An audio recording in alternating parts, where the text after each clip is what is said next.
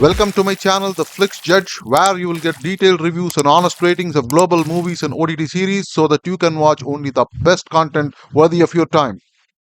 Today we'll review All the Light We Cannot See, a limited series running on Netflix, which is based on a Pulitzer Prize winning book of the same name written by Anthony Doerr. Directed by Sean Levy, this series has 4 episodes with a total run time of around 4 hours. English original, this series is also available in Hindi dubbed version. The series is set during the last days of World War II in the little seaside town of Saint Malo in France. The main story happens during a few days when the Allied forces undertake aerial bombardments of the town. The series also cuts to earlier periods from a few months to a few years to cover the backstories of the protagonists Marie LeBlanc and Werner Fennig. The series starts with Marie LeBlanc, our main protagonist, a young blind woman doing a radio broadcast on shortwave 13.10. Aria Mia Loberty has played this role. From her broadcast, we can understand that she is looking for her uncle Etienne, who had left her a few days ago, and also her father, who is missing for a year now.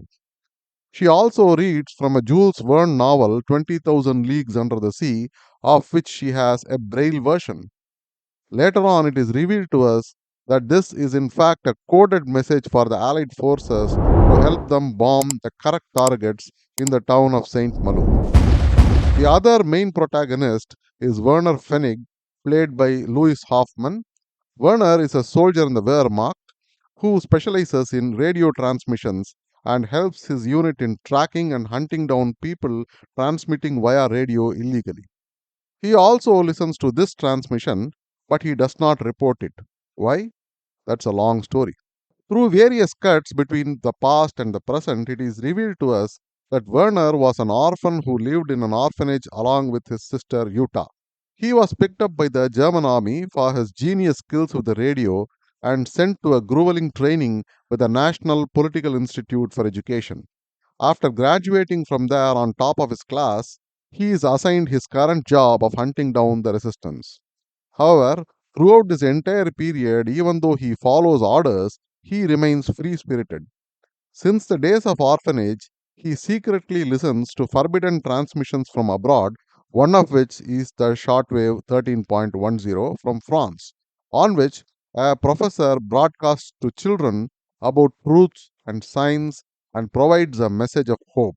This is shown to be a great inspiration in his life, and at one stage he reveals that he considered the professor, the voice on the radio, to be his father figure.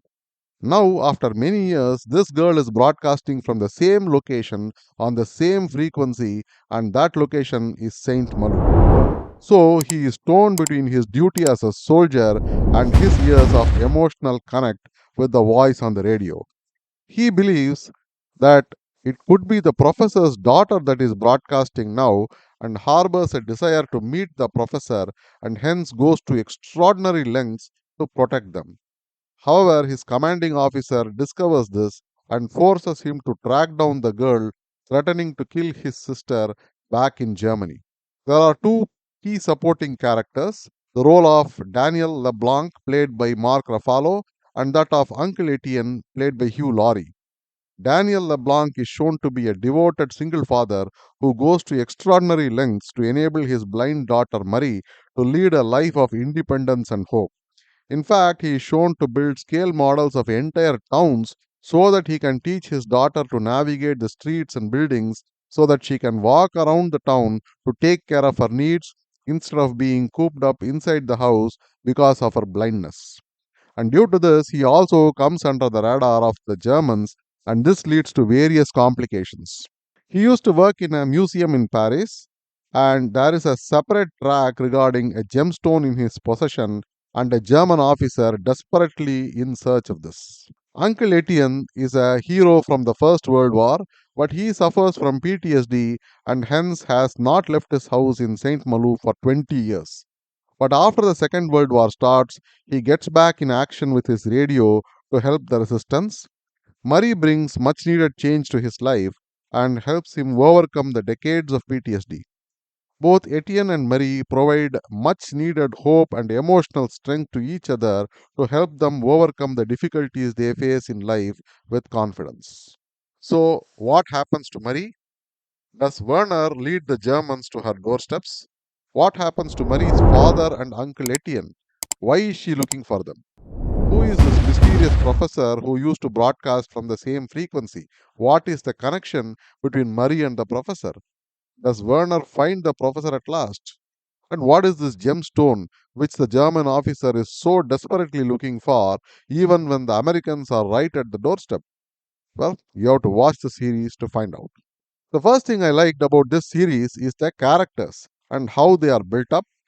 The characters of Marie, Werner, and to some extent Etienne are well fleshed out. The story is told from the point of view of Marie and Werner mostly. Hence, establishing the characters and motivations clearly is a key requirement. This has been done quite well.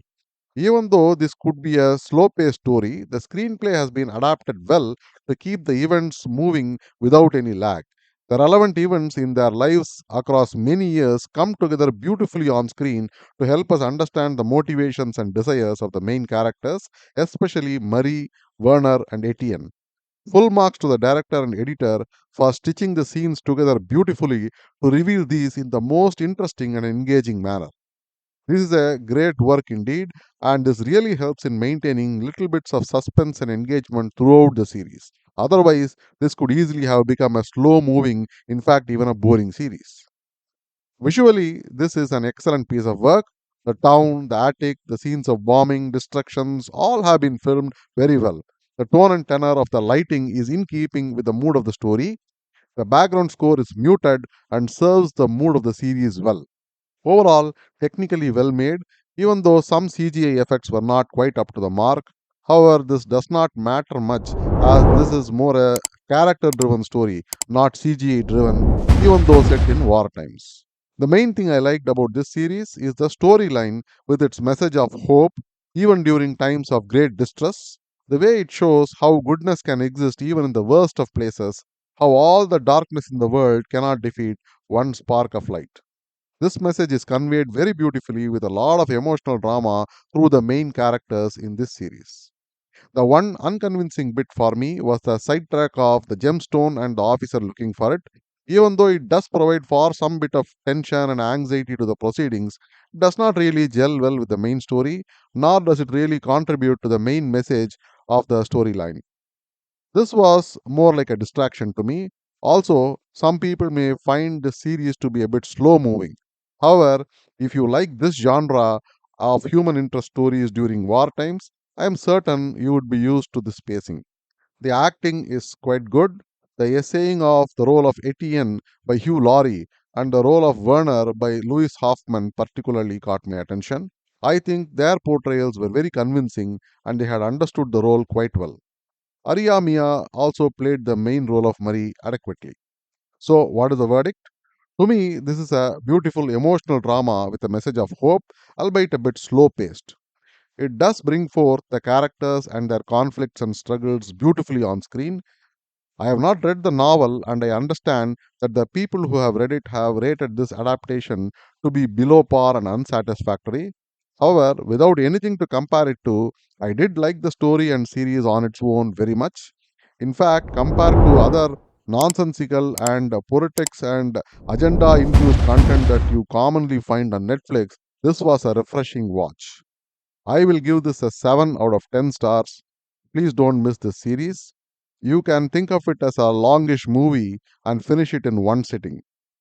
As far as parental guidance goes, you can and must watch this with your entire family. See you again with another review. Until then, bye and happy viewing. Thank you for watching. If you like this video, please like, share, and subscribe. I go through hours and hours of content so that you can watch only the very best ones in your precious free time. Thank you.